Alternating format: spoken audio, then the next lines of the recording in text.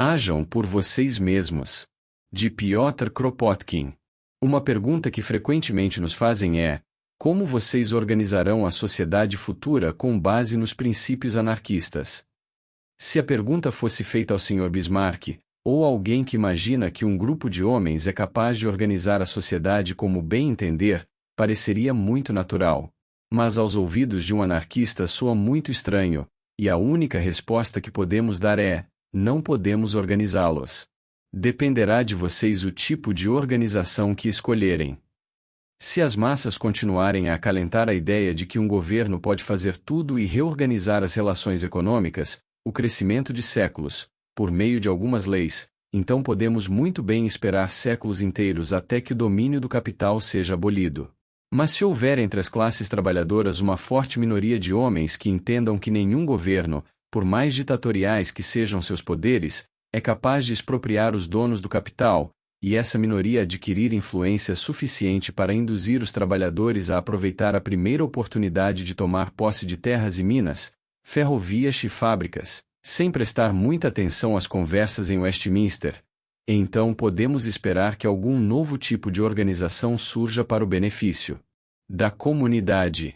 É precisamente essa a tarefa que nos impomos. Levar os trabalhadores e seus amigos à convicção de que devem confiar em si mesmos para se livrar da opressão do capital, sem esperar que o mesmo possa ser feito por qualquer outra pessoa. A emancipação dos trabalhadores deve ser obra dos próprios trabalhadores. As próprias palavras anarco-comunismo mostram em que direção a sociedade, em nossa opinião, já está indo, e em que linhas ela pode se livrar dos poderes opressivos do capital e do governo, e seria uma tarefa fácil para nós traçar um esboço da sociedade de acordo com esses princípios. Mas qual seria a utilidade de tal esquema, se aqueles que o ouvem nunca duvidaram da possibilidade de reorganizar tudo por meio de prescrições homeopáticas de Westminster, se nunca imaginaram que eles próprios são mais poderosos que seus representantes, e se estão persuadidos de que tudo pode e deve ser resolvido por um governo, tendo a maioria dos homens apenas que obedecer e nunca agir por si mesmos? Uma das primeiras ilusões a se desfazer, portanto, é a de que algumas leis podem modificar o sistema econômico atual como por encanto. A primeira convicção a se adquirir é a de que nada menos que a expropriação em larga escala, realizada pelos próprios trabalhadores, pode ser o primeiro passo para uma reorganização de nossa produção com base nos princípios socialistas. De fato, se analisarmos a imensa complexidade das relações econômicas existentes em uma nação civilizada, se levarmos em conta a quantidade relativamente pequena de trabalhadores reais neste país e o enorme número de parasitas que vivem em seus ombros e estão interessados na manutenção de condições parasitárias, não podemos deixar de reconhecer que nenhum governo será capaz de empreender a reorganização da indústria, a menos que o próprio povo comece a fazê-lo, tomando posse das minas e fábricas, das terras e das casas, em suma, de todas as riquezas que são produto de seu próprio trabalho. Somente quando as massas populares estiverem prontas para começar a expropriar é que podemos esperar que qualquer governo se mova na mesma direção. Certamente, não será o atual parlamento que jamais tomará a iniciativa de desapropriar os proprietários de terras e capital. Mesmo que os trabalhadores assumam uma atitude realmente ameaçadora, nossos atuais governantes de classe média não se tornarão socialistas.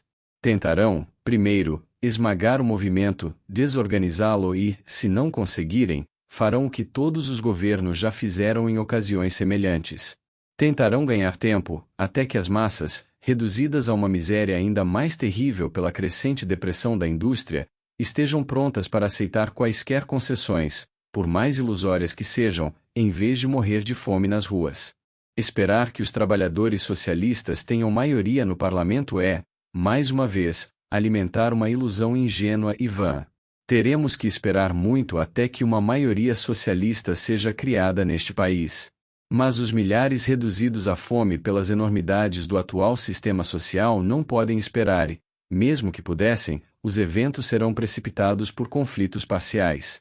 No inverno passado, vimos toda uma das bacias de mineração da Bélgica em rebelião aberta contra o capital.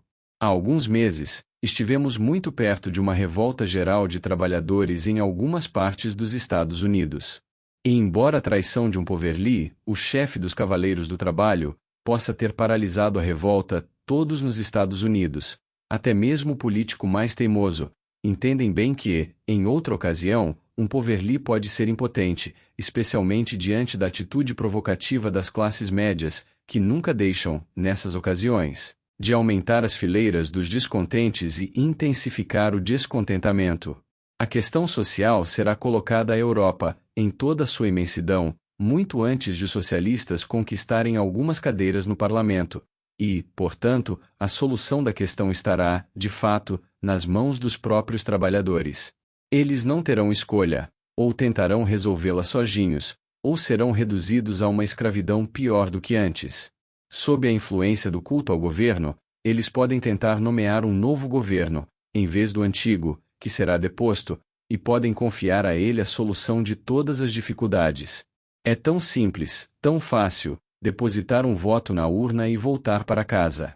Tão gratificante saber que existe alguém que cuidará dos seus próprios assuntos para o melhor, enquanto você fuma seu cachimbo em silêncio e aguarda ordens que terá apenas que executar, sem raciocinar. Uma maneira admirável, de fato, de deixar seus assuntos como estavam antes, mesmo que você não seja enganado por seus curadores. A história está repleta de exemplos semelhantes.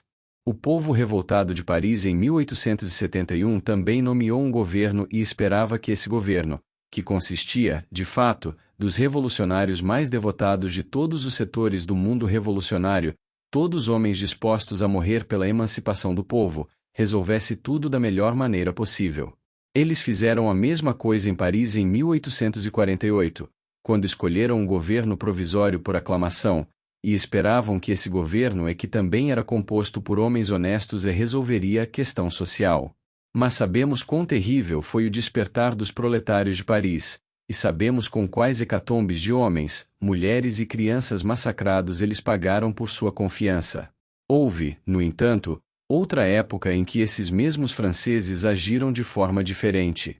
Os camponeses eram servos antes de 1789, de fato, se não por lei. As terras de suas comunas haviam sido cercadas pelos proprietários, e eles tinham que pagar a esses senhores todo tipo possível de imposto, sobrevivência ou resgate da servidão feudal. Esses camponeses também votaram em 1789 e nomearam um governo. Mas, ao verem que esse governo não correspondia às suas expectativas, revoltaram-se. Na verdade, revoltaram-se antes mesmo de verem seu governo em ação. Foram até os proprietários de terras e os obrigaram a abdicar de seus direitos. Queimaram as cartas onde esses direitos estavam escritos, queimaram alguns dos castelos dos nobres mais odiados.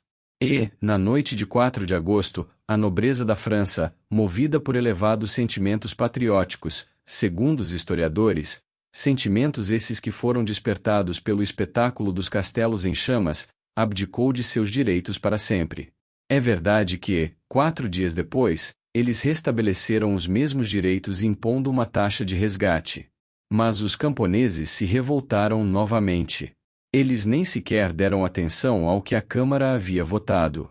Eles tomaram posse das terras cercadas e começaram a cultivá-las. Não pagaram taxas de resgate. E quando as autoridades intervieram, em nome da lei sagrada, eles se revoltaram contra as autoridades.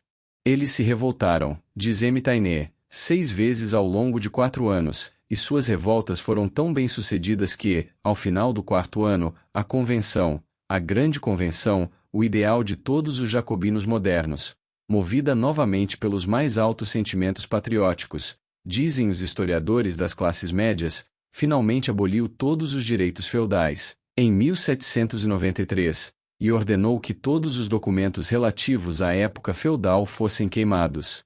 Mas o que os historiadores esquecem de dizer é que os direitos já foram abolidos pelos camponeses, e que a maioria dos documentos que tratavam dos direitos feudais já foram queimados. O terrível corpo revolucionário sancionou, assim, apenas o fato consumado. O feudalismo, na verdade, não existia mais. A convenção nada mais fez do que pronunciar sua oração fúnebre. Os operários do século XIX provavelmente não incendiarão as fábricas, mas imaginamos que seus modos de ação serão muito semelhantes aos dos camponeses franceses. Eles não esperarão por ordens superiores antes de tomar posse da terra e do capital. Eles os tomarão primeiro e então, já de posse da terra e do capital, organizarão seu trabalho. Eles não considerarão essas coisas como propriedade privada, seria impossível no atual estado complexo, entrelaçado e interdependente de nossa produção. Eles os nacionalizarão.